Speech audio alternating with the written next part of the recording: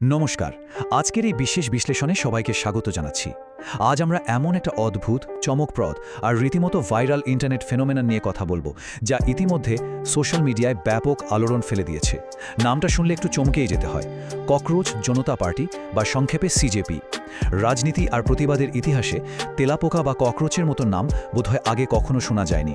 চলুন এই অভিনব ডিজিটাল বিদ্রোহের পেছনের আসল গল্পটা খুব সহজভাবে ডিকোড করা যাক।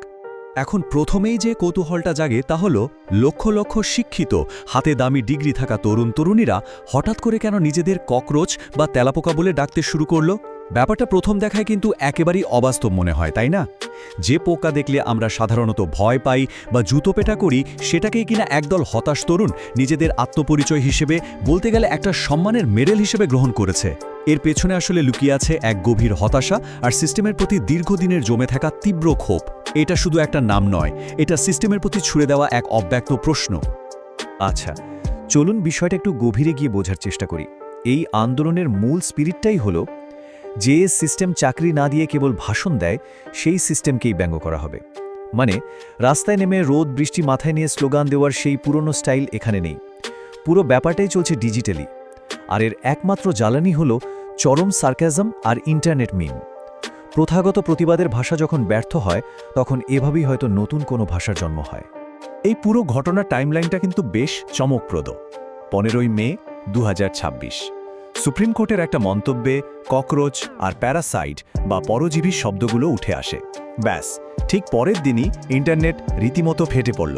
কথাগুলো মূল কনটেক্সট ছাড়াই একেবারে দাবানলের মতো ভাইরাল হয়ে গেল।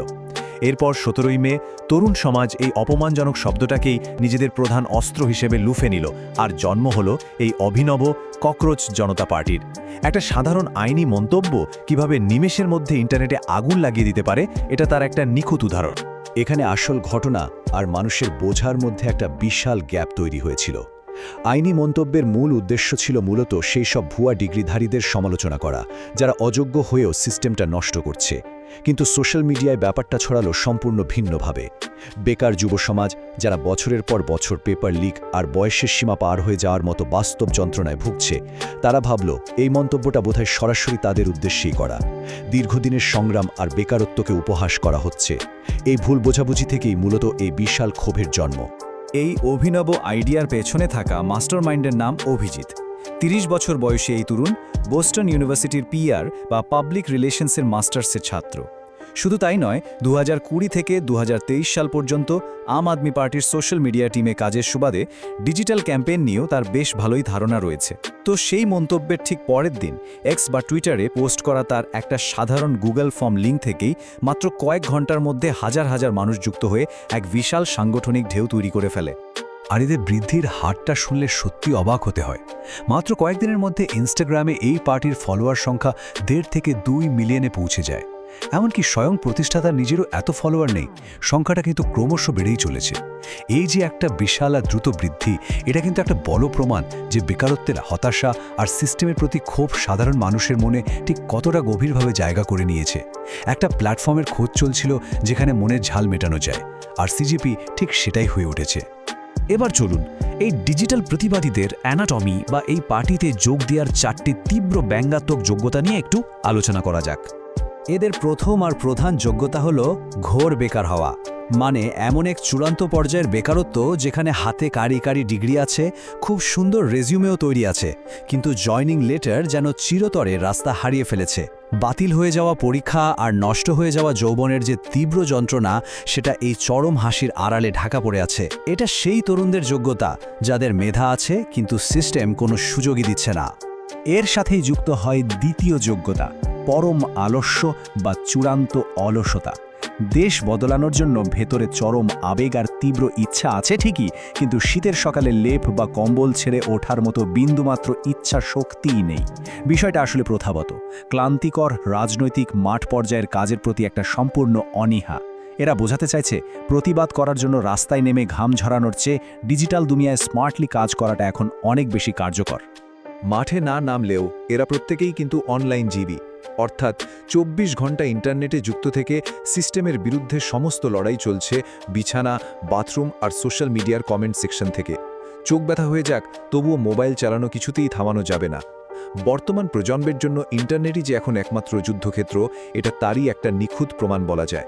কমেন্ট সেকশনে বসে দেশের ভবিষ্যৎ নিয়ে তর্ক করাটাই এই ডিজিটাল যোদ্ধাদের প্রধান কাজ।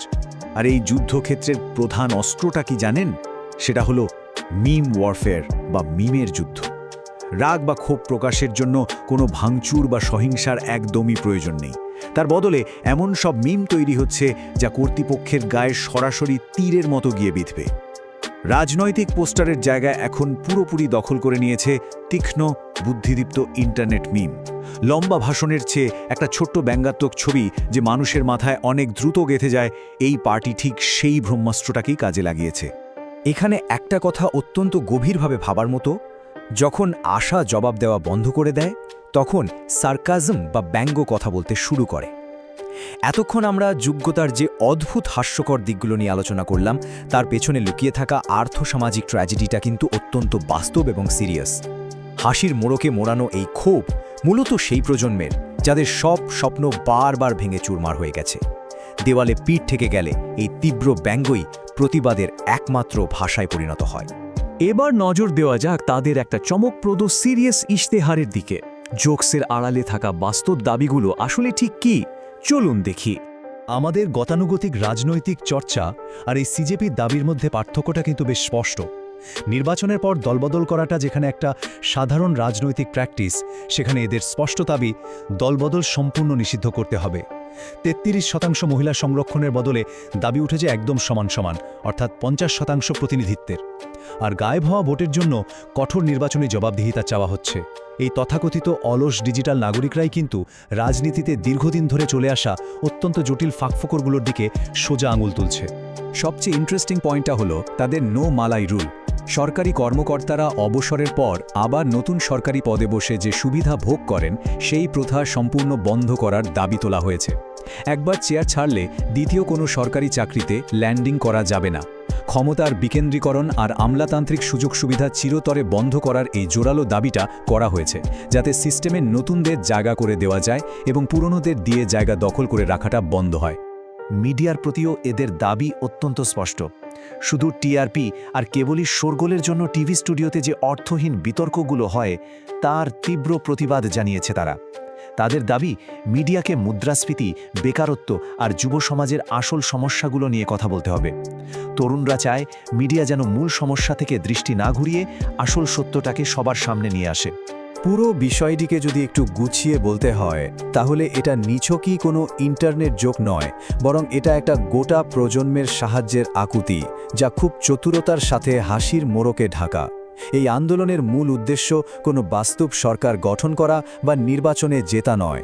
এর পুরোটাই হলো এমন এক প্রজন্মের গল্প যারা নিজেদের উপেক্ষিত মনে করছে, সিস্টেমের ওপর থেকে যাদের বিশ্বাস সম্পূর্ণ উঠে গেছে। এই ক্ষোভ সেই তরুণদের যারা নিজেদের স্বপ্ন হারিয়ে এখন শুধু সিস্টেমকে আয়না দেখাতে চাইছে। একটা খুব শক্তিশালী প্রশ্ন দিয়েই আজকের এই বিশ্লেষণটা শেষ করব। এটা কি কেবলই ইন্টারনেটে ছড়িয়ে পড়া সাময়িক কোনো তামাশা, নাকি সিস্টেমের প্রতি একটা আস্ত প্রজন্মের সম্পূর্ণ ভেঙে পড়া বিশ্বাসের এক গভীর লক্ষণ? ভবিষ্যৎ প্রজন্মের রাজনৈতিক অংশগ্রহণের রূপ ঠিক কেমন হবে তা হয়তো সময়ই বলে দেবে। আজকের মতো আলোচনা এখানেই শেষ করছি। চারপাশের ঘটনাগুলোর পেছনের আসল অর্থ এভাবেই খুঁজতে থাকুন।